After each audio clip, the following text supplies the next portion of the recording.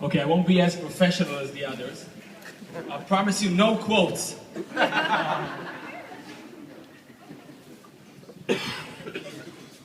Simon is always a hard act to follow, but I'll do my best. So I was asked to say a few things about the experience. How was the 20 months experience that we had here? It's very difficult to do after a few drinks, but I'll try and do my best. As you know, Cambridge University does not give degrees. They give you a new state of grace, as Simon says. Now, I've had this new state of grace for 9 hours, and it does feel different. I hope all of you feel the same way. Now, I was asked to say a few things about our experience, but I want to start with the first experience I had. 20 months ago, I remember I walked into this building, and I got a chance to sit in one of the chairs over there. And I met a lovely woman. And she had an interview ahead of me, and I asked her, so what do you do for a living? She told me, I'm a head of an Islamic bank, and I'm also a guest lecturer in Cambridge University. At that point in time, I was thinking, maybe I should not even approach the interview. Maybe I should take the train back to London. If that's the level of candidates that Cambridge are accepting, maybe I should go, but it would have been rude of me. So I said, okay, I'll step in, I'll take the interview. Then I walked into the room, and I saw the skinny man here.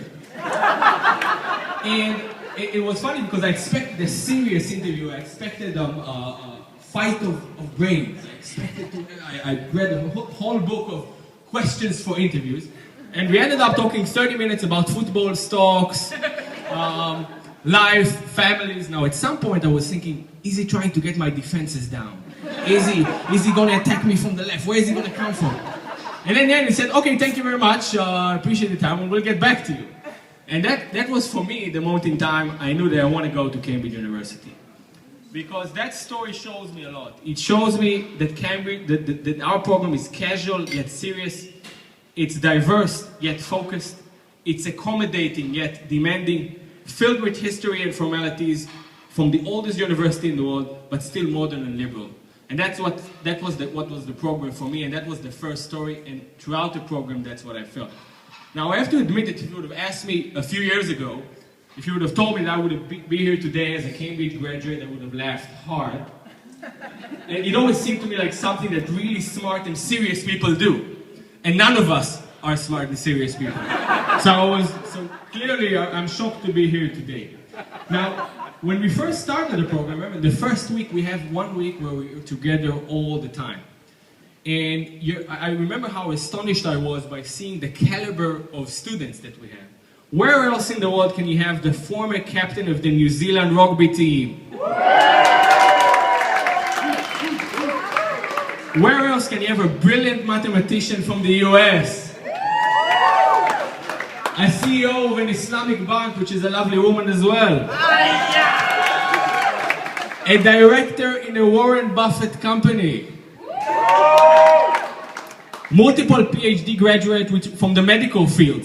These guys actually do meaningful stuff, not like the rest of us. An ultra-successful Chinese entrepreneur, which invited us to his house in Beijing. So where else? And this is just a part of the amazing people that we got a chance to spend the last 20 months. And only a place like Cambridge can attract such a caliber of candidates. So I'm very proud to be part of everyone here.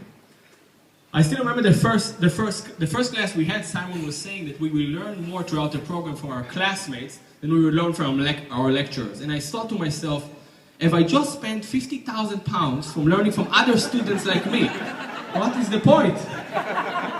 Well, the answer is absolutely yes. I think we have learned a lot more from the chit-chat conversations that we had with one another than and you'll forgive me, Kali, yeah? We've learned a lot from you as well. But the chit-chat conversations was the part we learned the most from. Now, I will definitely miss our weekends together, but there's a few things I won't miss. Now, these jokes are mostly for our EMBA guys. They would clearly understand that. So the first thing I won't miss are the bizarre emails we used to get every other day, like, somebody stole kitchen from the college. Somebody stole eggs from the kitchen from the college. Or who left a helmet outside of the dorms? We kept getting those emails every day, which were like, okay.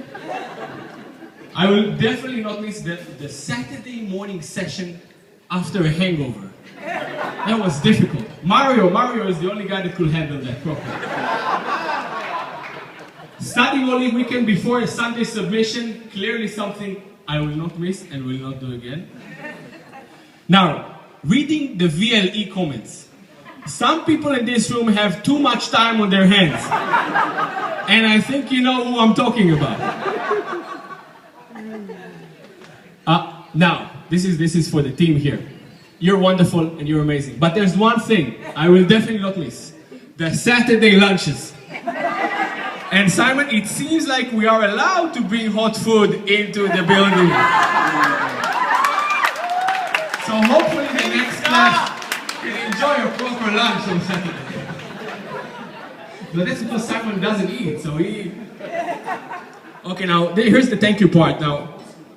Or sleep, doesn't eat, doesn't sleep. We should do a blood test on Simon. Now, for the thank you part, I just want to say, first of all, I call him actually in chit-chat conversation with the guy, I call him the skinny one from like Jose Bear, which is called this, Jose Bear, from Jose Mourinho. So this is Simon. Simon, I said, I feel that if God himself would have made the decision to create an EMBA director, I don't think could have done a better job than you.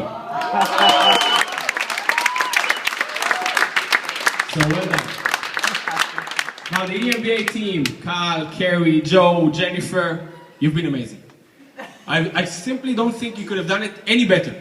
So thank you so much for that.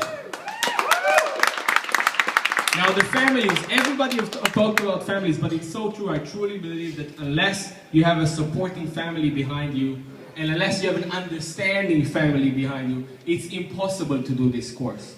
So for the families, really, let's clap our hands for the families. Thank you so much. Now,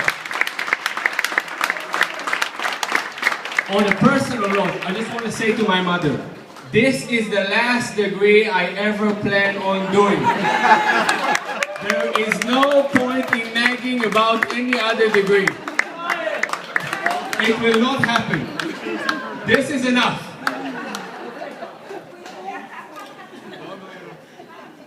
And the last thank you part. You know, we all live a very busy and stressful life. We try to combine between work, studying, friends, and our own times, and it's very difficult to do. And there are very few moments in life where we can stop, relax, tap ourselves on the shoulder and say, well done, we did it. And this is one of those moments. So I really want to take this opportunity and ask all of you, if you don't mind, to stand up and clap your hands for the EMBA class of 2011. Thank you so much.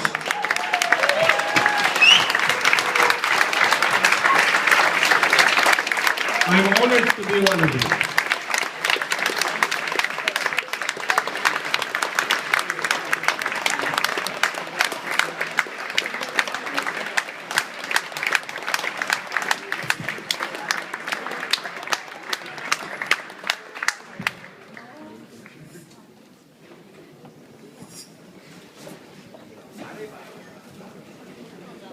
Good evening, everybody. We have just heard from Simon that there are two types of teaching. Well, there's two types of teachers as well, according to Peter Drucker. First type is instructors. The second type is teachers who make a profound impact on you.